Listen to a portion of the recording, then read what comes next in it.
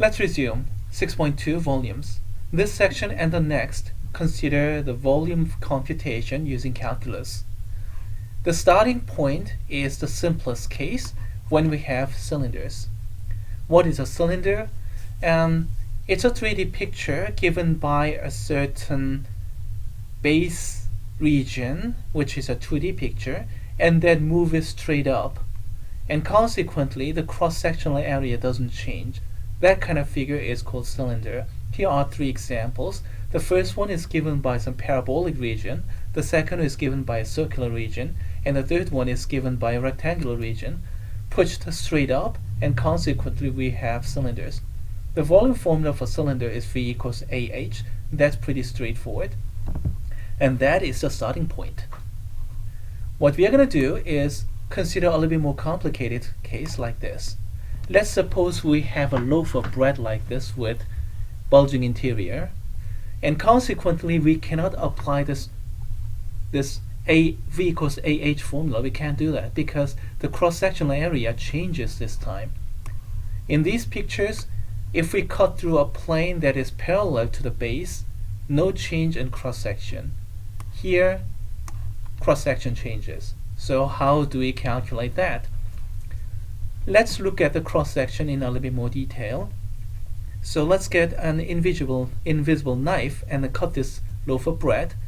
And then the cross-section is represented in this pink region in this picture. And the location of the cut is represented as x-coordinate. X can be anything between A and B. And then an important restriction.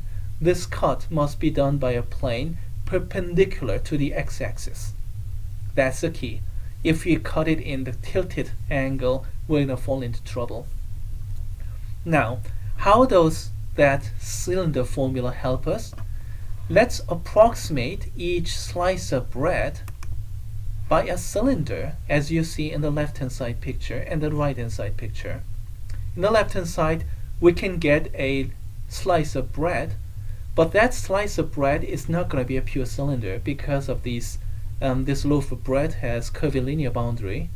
So if we cut and then create if we cut and get a slice of bread, then the cross section will not be the same in the left hand side and right hand side. But what we can do is to approximate it with a cylinder and put those together, and we're going to get the right hand side picture. Everybody can see that this is not really a good approximation, but approximation will get better and better and better if we cut more and create smaller delta x's. Conclusion: the volume of individual slice of bread can be approximated by cylinder formula, A times delta x, cross-sectional area times height, or the thickness in this case, and add them together and we have a Riemann sum. The right-hand side picture and the Riemann sum.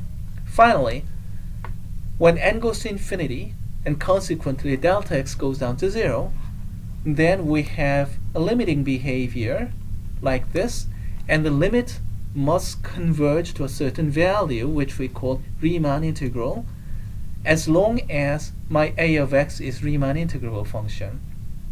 What kind of function is Riemann integrable? That's difficult to say, but what we do know is every continuous function is Riemann integrable, and as you can see in this picture, the cross-section changes continuously. There's no cut or chip.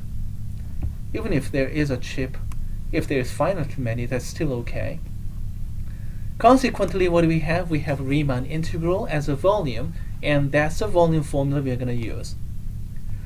In general, getting a cross-sectional area is going to be rather complicated, but in some cases it's easy, and we're going to deal with easiest case first, and example 1 is the easiest case. Volume formula of a sphere. V equals to 4/3 pi r cubed. I hope everybody remembers this formula here from elementary or middle school days. I know for a fact you did learn it because my son is 7th grader now and he learned it in 6th grade a year before. I remember that because I went over his homework and then he learned this. He did a good job. Okay, let's go over to this volume computation using the volume formula over here, the key is to get the cross-sectional area as a function of x. Once you do that, then just calculate the definite integral and you're there. Now, look at the left-hand side picture, and that gives you, well, a bunch of ideas, but let's begin with the first x, the location of the cut. X can be anything between negative r and positive r. And then once x is set, then we can cut this ball into, cut it and get a cross-section, and the cross-section has to be a circle, and we have to consider the case where the cross-section is perpendicular to the x-axis, consequently parallel to the y-axis. And what's that consequence? The radius of the cross-section is none other than the y-coordinate value. How do you find out the y-coordinate?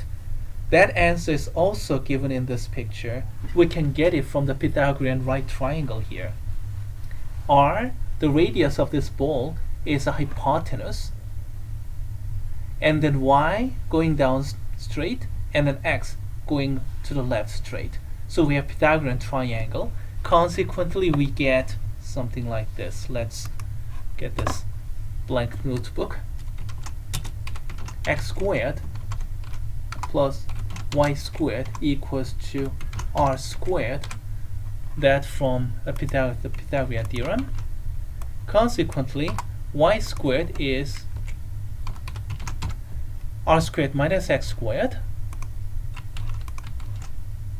and we wanted the cross-sectional area, right? And that's obtained by pi y squared. The area of a circle, area of the disk, is pi r squared, but this time r is reserved to the volume of this, radius of entire ball. Radius of the circle here is y, so that's what we get. And then because y is given as a function of x, we'll have something like this. A of x is pi times r squared minus x squared. So, do we have cross-sectional area as a function of x? Yes, indeed. Next step, let's put everything into the volume formula, and then we're going to be done. So, let's get this volume. X is moving from negative r to positive r. That's the volume formula, isn't it?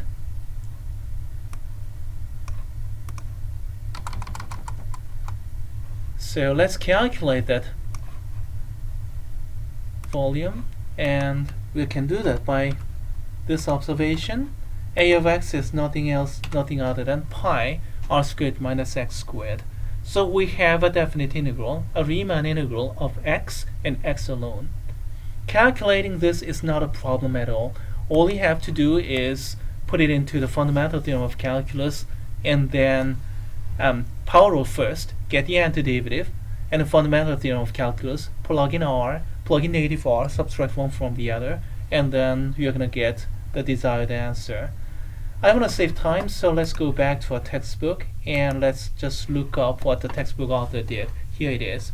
Textbook author made a little bit more clever observation. Instead of going from negative r to r, let's go back to the picture. We use a symmetry, and starting from 0 to r and simply double it, and we end up with this integral. Integral computation is pretty much straightforward. This kind of computation, or this kind of cross-sectional area, is not unique to this kind of problem. It's, as a matter of fact, it's generally true whenever we have an object given by revolution. Here, the y-coordinate value is the radius, and in these pictures, I think you can still see this, the curve that generates this revolution, and the kind of pink curve you can see kind of going in and out of these cylinders, or I'm going to call them coins, especially if you look at the right hand side here. And rotate those around with respect to the x-axis, and then we have a kind of solid of revolution, kind of like this.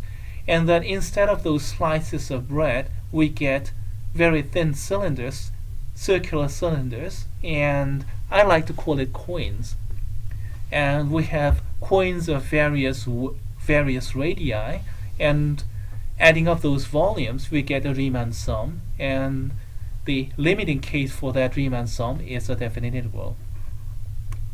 That applies not just for a circular ball, but for other cases as well, kind of like this one. We have this kind of curve, and y equals to square root of x, and then rotate it around with respect to the x-axis, and then what do you have? You have this picture B. Use your imagination. And then the cross-sectional area has to be given by a circular disk, and the delta x is the thickness of this coin, and the radius is the y-coordinate. So if I can express y-coordinate as a function of x, which is typically given, as a matter of fact, y equals the square root of x is already given, and you can use that y-coordinate to get the cross-sectional area and then set up the definite integral. The general formula is actually given in the previous page. Is it? It's not given. Okay, the general formula is not given here. So let's go over to my Mathematica notebook and then study those general formulae and then do some more advanced problems there.